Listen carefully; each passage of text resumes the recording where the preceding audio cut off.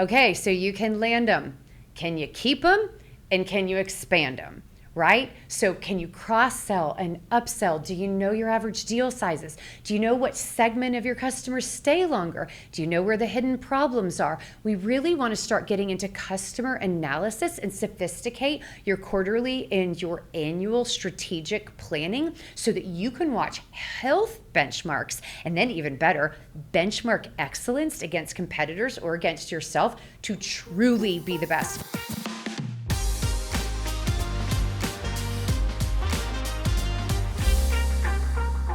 Hey everybody, and welcome to the Marketing Blender Show. I am your host, Dacia Coffey, and something you may or may not know about my firm, the Marketing Blender, is that we are known for aggressive revenue growth and for driving really impressive marketing return on investment and basically untangling the spaghetti of how do we achieve all of our goals as fast as possible. And guess what?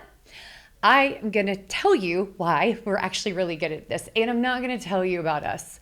I'm going to share with you the systems that we help our clients build in order to achieve and maintain predictable and sustainable and exciting growth, where they're finally hitting their goals, they're finally achieving and fulfilling their individual as well as their organizational potential. And when you do this, it also gets your whole team on the same page so that everybody's really unified in that exciting growth paradigm. Because guess what? Being a part of a winning team is awesome. And it's amazing what your team can accomplish when they've got the wind at their back and that momentum, and they really feel clarity that you guys are headed in the right direction. It's something that they believe in. So let's dive in. So there are 3 marketing systems that help scale and drive aggressive revenue growth. And so what do I mean by that? First of all, marketing is supposed to be a system that provides clear attributed impact on revenue. So that's our number 1. Second, that stewards your reputation so that it drives down cost of acquisition. And number 3 is data-driven, so it builds resilience back into innovation, back into customer experience, and simply back into marketing effectiveness, because marketing changes all the time. So what are these 3 systems and how do we actually build these? Okay. System number 1, not surprising. It's your lead generation system. Not all lead sources are created the same, and I don't need them to be, and neither do you. But what I do need you to have is to have multiple lead generation sources, multiple. So every single one of you watching, if you are producing revenue, you already get referrals and you already have word of mouth. So for some of you, that is actually 2 different systems or sources. For some of you, it's the same one. It a lot of times just depends on how well known your brand is or how well known you are locally, right? So when I talk about a lead generation system, minimum, again, depending on your size, because a larger company needs way more than this, but minimum, a system needs to have a minimum of 3 lead generation sources where you are making assumptions about where those leads coming from and that you are driving those appropriately, because 3 or more leads to resilience. Obviously, the more lead sources you have, the more resilient, more predictable, more sustainable. And then you can optimize inside of that in order, again, to bring that cost of client acquisition down. So your lead system. Another thing too is when you're building lead systems, it's a build, guys. You didn't build your company overnight, and you're not going to build 7 lead sources overnight. So if you're starting with 2, what will it take to build number 3 and then build number 4? Sometimes there's a big lift, sometimes the very small lift, but you need to be thinking, what's my speed to revenue, and can I sustain that investment and not freak out? Don't freak out. You're building a lead generation system that will dramatically transform how fast and aggressively and stably you can grow. This journey is worth it. All right, another thing on lead generation system, you're supposed to have a scorecard. And in addition to your scorecard, there's a maturity spectrum. You need to start with what you know and what you don't. What your knowns are is your revenue. Hopefully you're on a CRM. If you're not, you need to get there, and that's part of the system so that you can see your sales pipeline and the efficiency inside of that, so you can just see it and measure it. Then obviously, what are your lead sources and how well are they performing? And then eventually the visibility and the things that are filling your lead sources more abundantly. So your scorecard is critical. And then there is a maturity spectrum. In the very beginning, there's only a couple things that you'll know and data sources that you can get. But through smart questions and diligence, eventually you'll be able to sophisticate that measurement and start measuring more things and even have a reporting cadence that builds amazing unity, and unity breeds creativity. And that's super exciting on what happens when your team's really fired up to serve your clients well and to build a system that is just super exciting in achieving all of your goals. Hey, Marketing Blender listeners, we have something exciting to share with you. Our traditional YouTube show and podcast is expanding. We're going to be doing deeper dives on career, technology, innovations, and the stories behind amazing campaigns on our show. You know, sometimes we have these conversations that are incredible, amazing. They've got wonderful ideas behind them, but don't quite fit within our traditional model here on the Blender Show. Yes, a perfect example of that is career advice. We get a lot of questions about that. We also get a lot of questions about AI and how things are changing and what to expect. And sometimes the best stuff is what we didn't say on camera. So this new evolution is where these moments get their chance to shine. Think of this as our creative workshop, where we get to explore everything from breaking into the marketing industry to innovative leadership approaches, even interviews with CEOs, but all within the high quality insights you've come to expect from the Blender team. And the best part, everything's self-contained. Whether it's a single episode on a very specific deep dive, or sometimes we will be even doing mini series, you'll be able to get exactly what you want, when you want, where you want it. You'll be able to find this as a playlist on all of your favorite platforms, the same place that you already get the Marketing Blender Show. Oh, and tip, there is going to be some subscriber-only content, so little benefit for you that follow us every week. So hit that subscribe button, stay tuned, and we'll see you guys soon.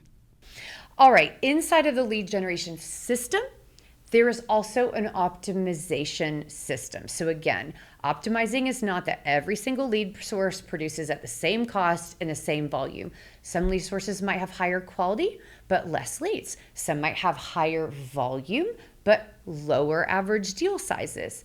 Each business model is different, but again, you want a whole system of leads that builds resilience. And then what that also means is you have enough data to make really great decisions based on your strategic planning year after year, because you'll be able to have revenue insights. Because again, you don't really want leads, you want revenue. So we want a system of leads turning into revenue and resilience, not just doubling down on a single one. And then I also want you thinking client acquisition costs, so CAC. And I really always want to challenge, this is not your cost per lead. That's fine. That's a known. Put that in your scorecard if it helps you make better decisions, but it is not the end all be all. So client acquisition cost includes all of your salaries, marketing as well as sales, agency, media spend, print, trade shows, travel, if people are being taken out of office to do live events, anything like that. What are you investing in your revenue growth? That's, and then it's divided by your number of clients. That's your client acquisition cost. Can we sophisticate it? Sure, but not on this podcast. But you do, again, sophisticate your scorecard and your measurements that help you better pull levers and steward your company long term. So that's the first system, is your lead generation system. Second system, it's going to sound similar, but it's not. It's additive, is your lead conversion system. Because a lot of you are thinking in a pipeline format, that basically a lead comes in and either they buy from us now or they're gone forever. Well, that's not very good return on investment, because there's plenty of people that are on your website or in your marketing funnels or even in your sales pipeline right now, and maybe they ghosted you, or maybe they disappeared, or maybe they didn't convert just because today wasn't the day. But what if next year's the day, or next quarter? Why aren't you nurturing them? So again, maturity model and systemization of growth so that it leads to scale and exciting revenue. We want a lead conversion system. So there is marketing qualified lead nurture. So people that are interested in you, but are not necessarily trying to sign up for a sales qualified meeting, if you will. So we want to make sure that we're nurturing them and keeping them in our ecosystem. These are leads that will hit next quarter, next half, and even next year. Talk about scale. You're filling your pipeline for next year. Let's go. That's why it's a system, right? Other places of optimization. So lead conversion system. If you're getting plenty of traffic to your website, check your benchmarks for how many people are converting interest into inquiry. Can we get that up, and where? Where are your most heavily trafficked pages, and what can we put on that page to get them in our ecosystem and nurturing them and driving more value?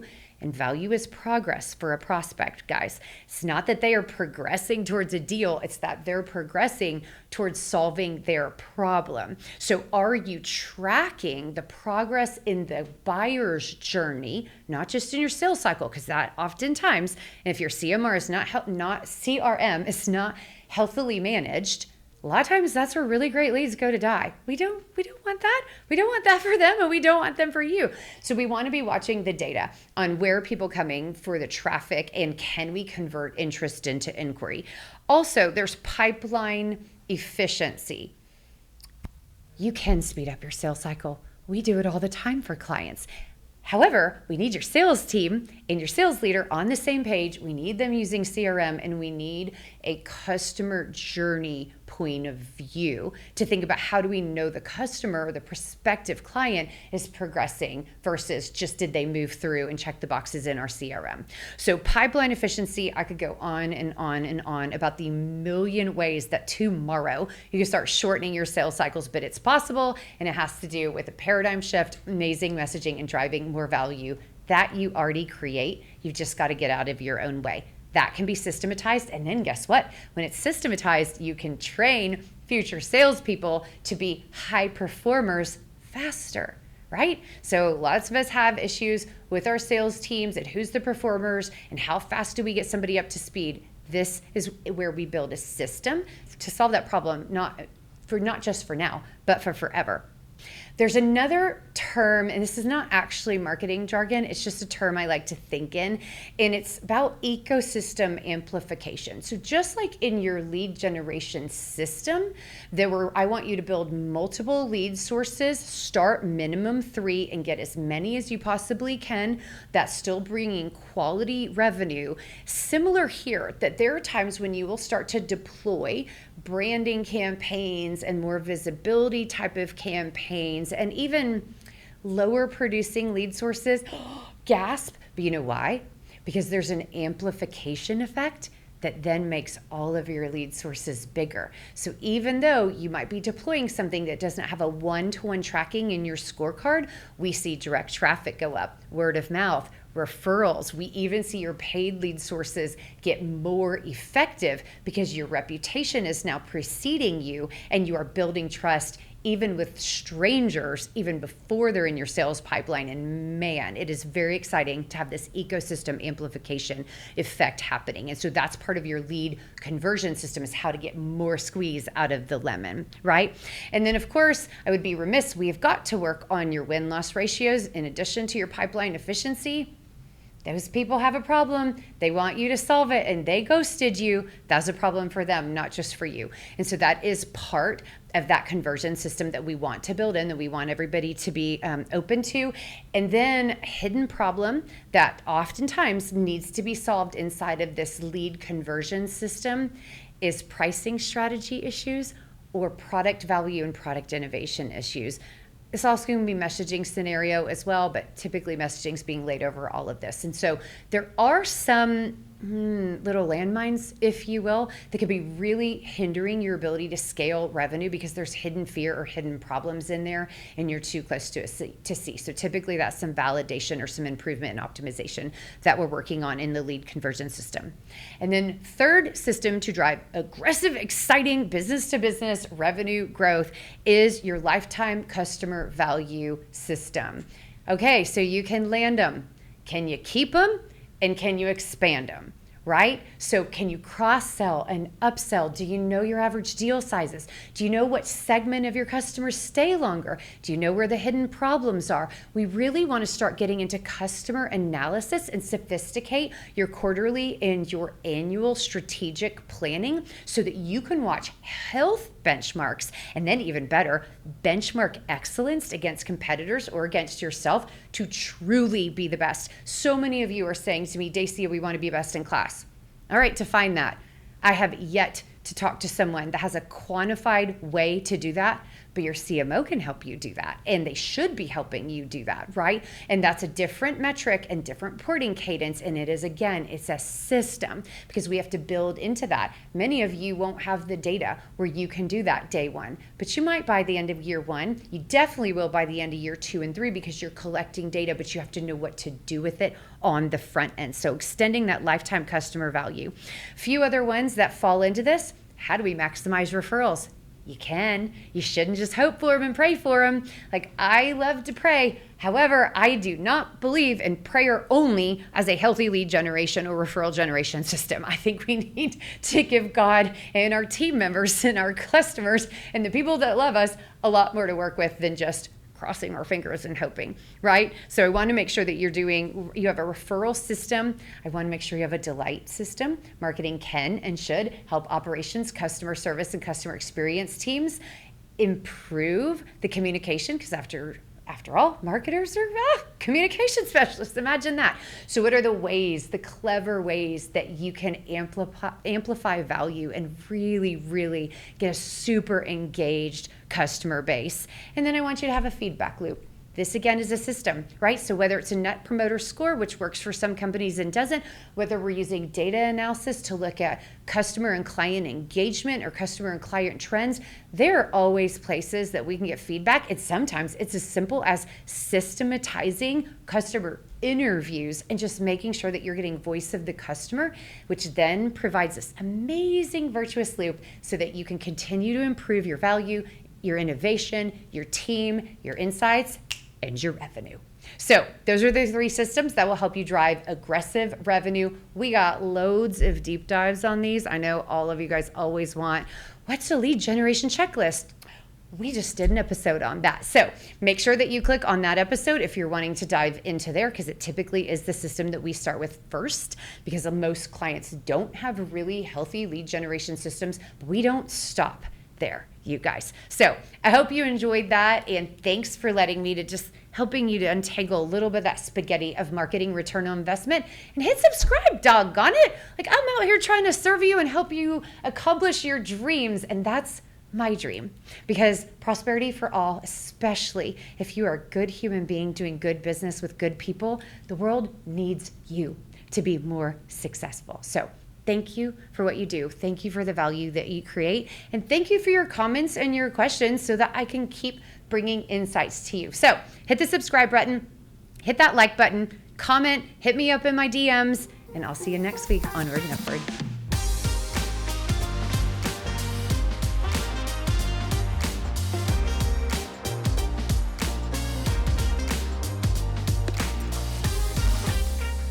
If there is anyone that listens to this podcast on 1.2, they're going to be like, holy cow,